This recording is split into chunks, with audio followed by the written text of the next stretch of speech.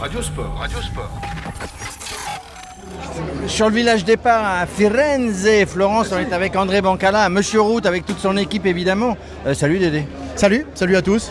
Alors dis-moi, première étape, ça va démarrer là. C'est compliqué quand tu as un départ à l'étranger, tu commences à avoir l'habitude, mais il y a des choses spécifiques, on va dire. Ouais, les départs à l'étranger, c'est toujours un peu compliqué, mais ça l'est moins quand on est en Italie parce que je suis double national et bilingue, ce qui fait que je suis un peu dans mon élément. Je suis en plus en Toscane et je suis toscan, donc pour moi je joue à domicile. Ceci étant, ça reste quand même délicat à préparer un tour à l'étranger. Alors ça dépend des pays, il y a des pays qui sont plus organisés que d'autres. L'Italie est un pays qui est organisé dans sa désorganisation et donc c'est toujours un peu difficile d'arriver à caler la structure du tour et la faire rentrer dans une structure qui est celle de l'Italie. N'oublions pas non plus que l'Italie c'est aussi le pays du Giro, ils ont leur organisation RCS, ils ont leur manière de fonctionner et quand on arrive en leur disant nous on marche comme ça, on fonctionne comme ça, derrière ils sont un peu étonnés.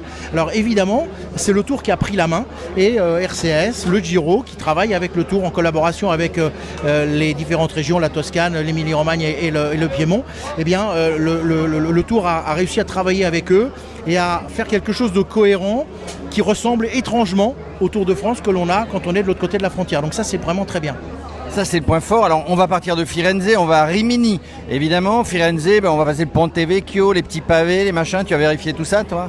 On a vérifié plutôt nous après le kilomètre 0, donc on part à 12h et ça fait de 12h à 12h40, il y aura 40 minutes de défilé, 40 minutes de traversée de la ville, ça va être superbe, splendide. Après le Ponte Vecchio évidemment il ne sera pas emprunté par les voitures mais exclusivement par les coureurs et par 2-3 véhicules rouges de direction de course, pas plus, c'est un monument plus qu'historique. Et puis ensuite on va attaquer avec une étape qui est comme une étape très casse-pattes, n'oublions pas la chaleur, il va faire 31 degrés à Rimini, 35 à Florence, il va faire très chaud, 7 cols et côtes. On va avoir la première, le col de Vallico Trefaggi qui est quand même un deuxième catégorie. On attaque la première étape avec une étape de plus de 200 bornes et en plus un deuxième catégorie, ça monte, ça descend et puis bon il y a quand même des petits moments sympas quand on va arriver du côté d'Imola et on passe dans le circuit de Formule 1. Donc ça pour les amateurs de Ferrari et les amateurs de F1 en avant vous ne pouvez pas faire des burns avec les voitures mais quelque part on va peut-être un peu en profiter. Et puis après la partie sur le final, l'arrivée, c'est une arrivée très très roulante. Quand on va descendre,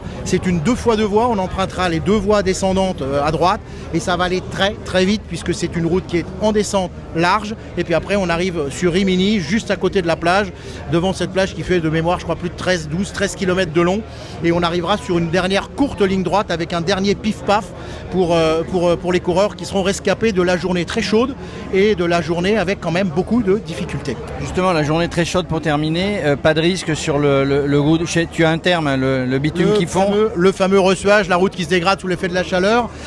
Normalement, non, ça devrait tenir. Dans tous les cas de figure, l'Italie a mis les petits plats dans les grands. Ils ont refait beaucoup de kilomètres de route. Pour ceux qui emprunteront l'itinéraire course, il y a énormément de routes qui ont été refaites pour le passage du Tour.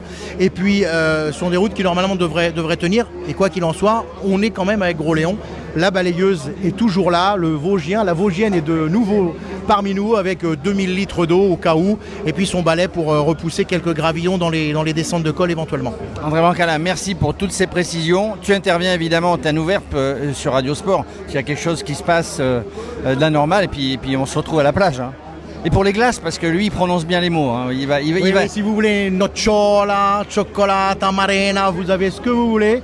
Venez avec moi et allez, j'irai encore mieux, je vous offre une glace.